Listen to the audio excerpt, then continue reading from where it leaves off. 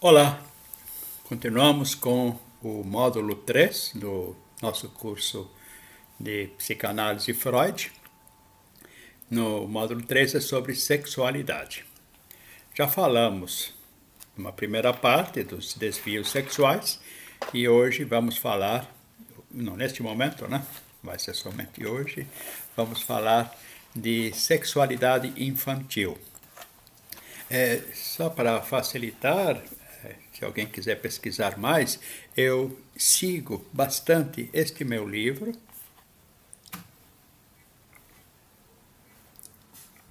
Ele se chama A Psicanálise de Freud Explicada, é da Zagodoni, Zagodoni Editora. Né?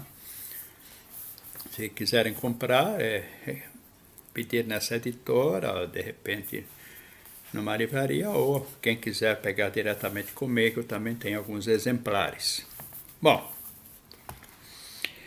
para falar de sexualidade, vamos começar com algumas considerações preliminares para a gente poder situar o que a psicanálise pensa sobre sexualidade infantil. Eu vou até ler um pequeno trecho do meu livro que acho que vai facilitar. Né? Primeiro, antes da leitura, vou lembrar um aspecto.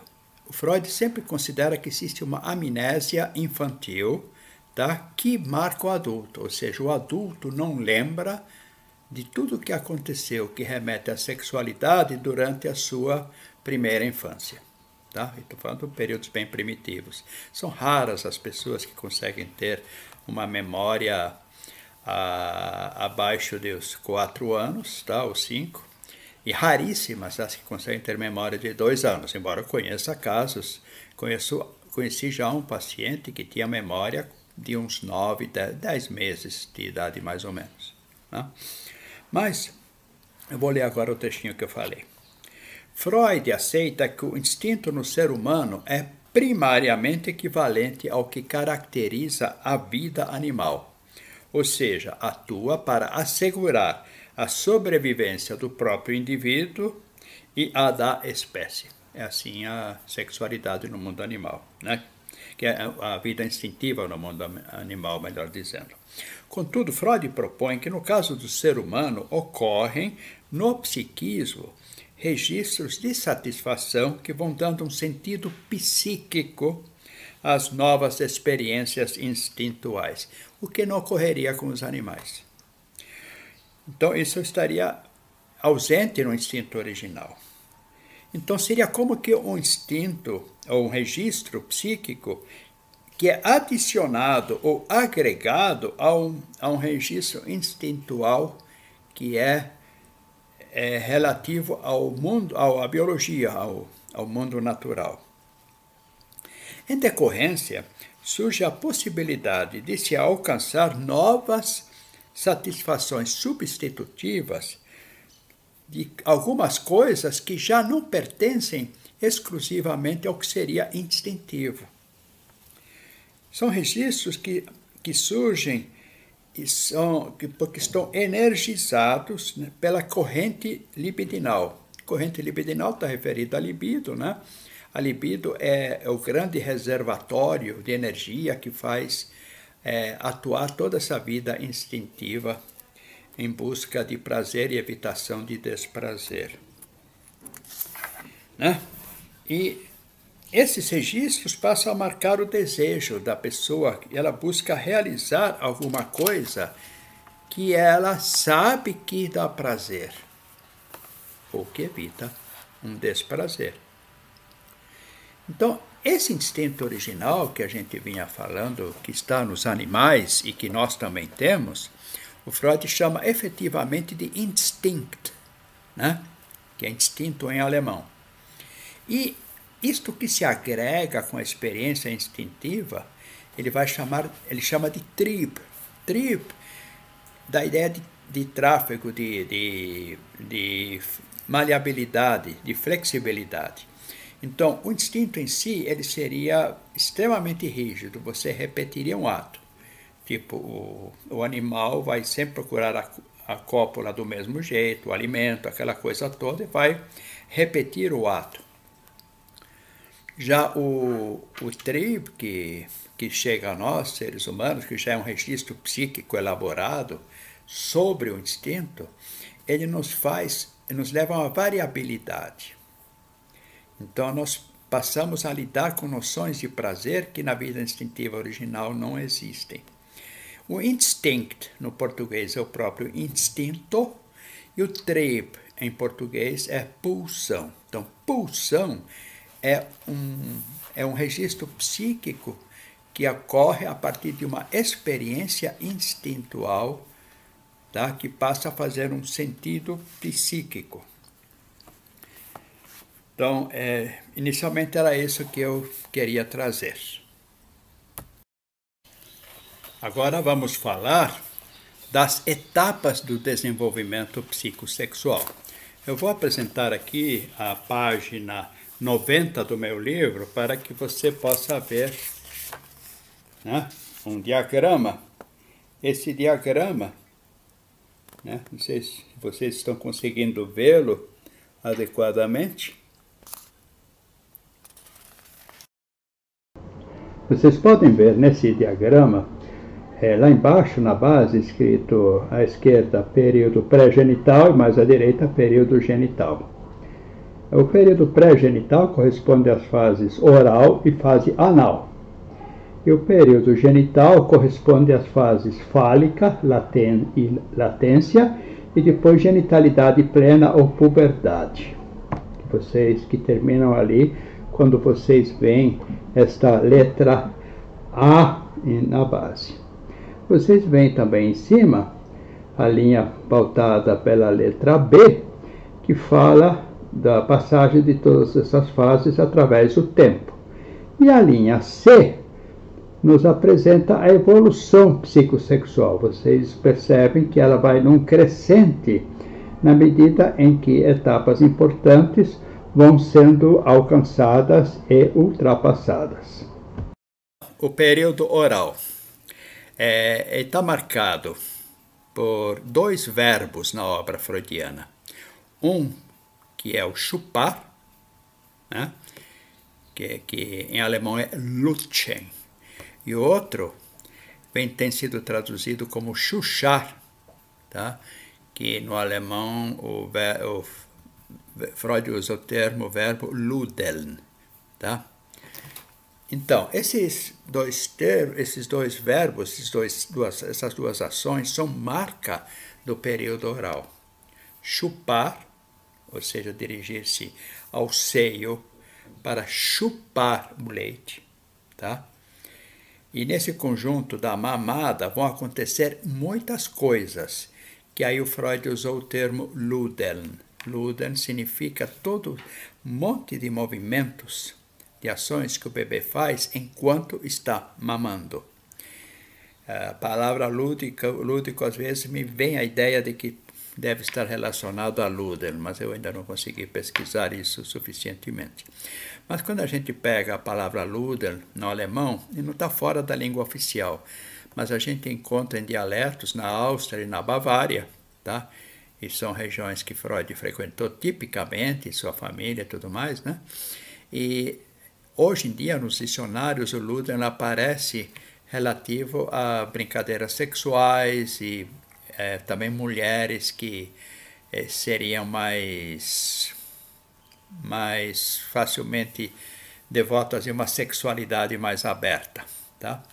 Então, o Ludeln, o que era? O bebê está mamando e ele está com a mãozinha dele circulando, ele vai do rosto da mãe para o próprio rosto, vai para o seio, volta para si mesmo, vai para a orelha, coça a orelha, mete o dedo na orelha da mãe, e vai descobrindo aos poucos o próprio corpo todo. Aí chega a genitália, chega o ânus. Então, todas essas passagens da mão pelo corpo da mãe, o próprio corpo, vão falar do Ludeln, tá? Que se encerra com uma cena que o Freud chamou de Wohnsaugen, tá? Que é essa que é efetivamente traduzida como chuchar, tá? E que é quando o bebê, depois de mamar, Ele fecha os olhos, começa a dormir e continua mexendo a boca como se mamando estivesse. Então, ali é que entrou realmente a ideia de chuchar, que é aquele movimento, né, que o bebê faz. Eu prefiro traduzir esse chuchar, eu prefiro, eles falam também, é uma ideia de deleite que também tem sido traduzido, tá? Eu gosto que isso seja traduzido mais como o bebê estando enlevado, encantado, está mexendo a boca, é por este motivo, ou seja, a experiência foi tão gratificante que ele a continua repetindo e o seu semblante demonstra o prazer que está presente nesse movimento todo, né? Nessa experiência toda que houve com a mamada. Ou seja, é muito mais que em trazer o leite. É todo um prazer que acontece. E ali Freud estabelece o conceito de introjeção, porque quando o bebê está chupando o leite, ele também está introjetando algo que é da mãe. Isso está vindo para ele. Tá? E ali você teria a base dos processos identificatórios, porque você introjeta a mãe, introjeta ela como um objeto, né? E o bebê passa a estar identificado com aquilo que ele pôde, então, introjetar.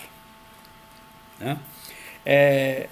Essa palavra Luder já tinha sido tratada por um médico pediatra na época, o Freud tirou dele, tá? Um médico chamado Lindner, que ele falava muito disso.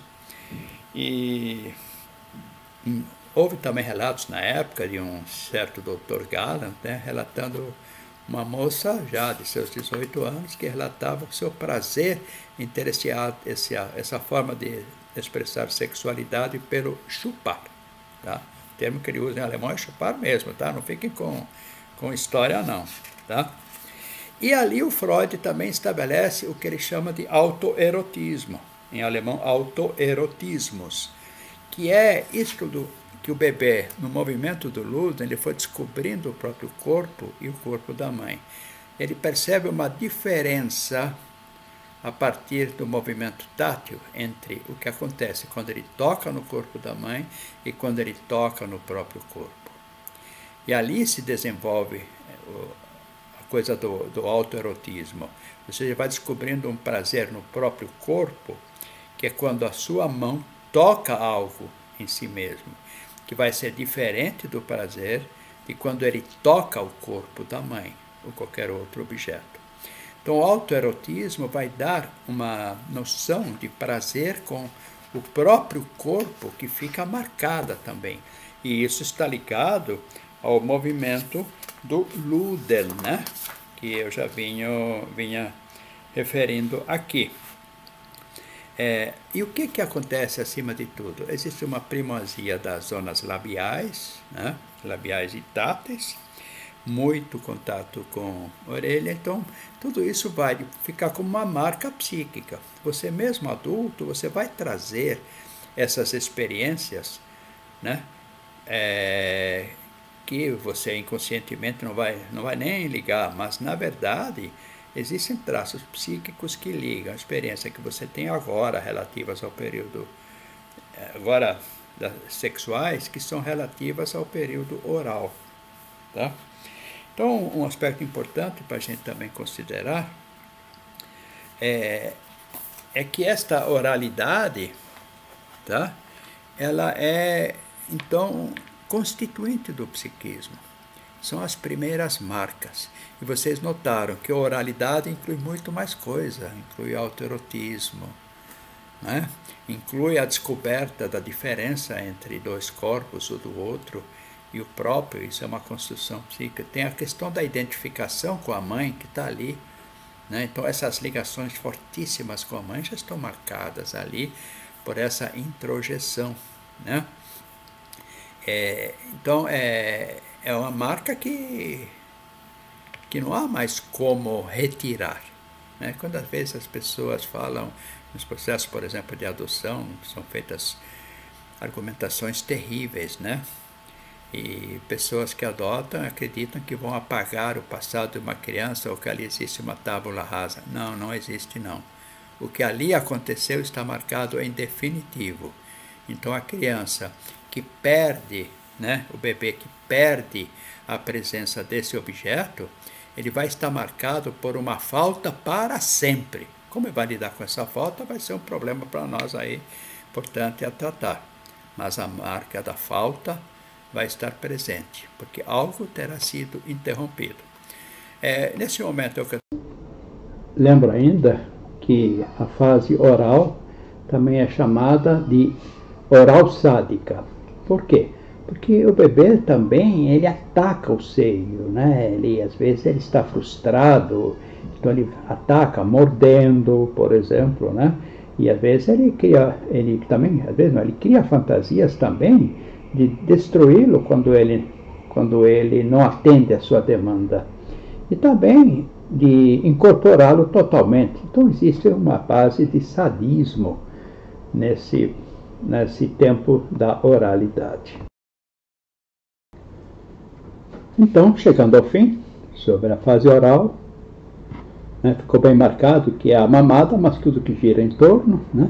E eu esquecendo um detalhe importante, a questão do olhar também existe ali na fase oral. Né? O olhar do bebê para a mãe que está ali. Né? Isso também tem uma marca que fica.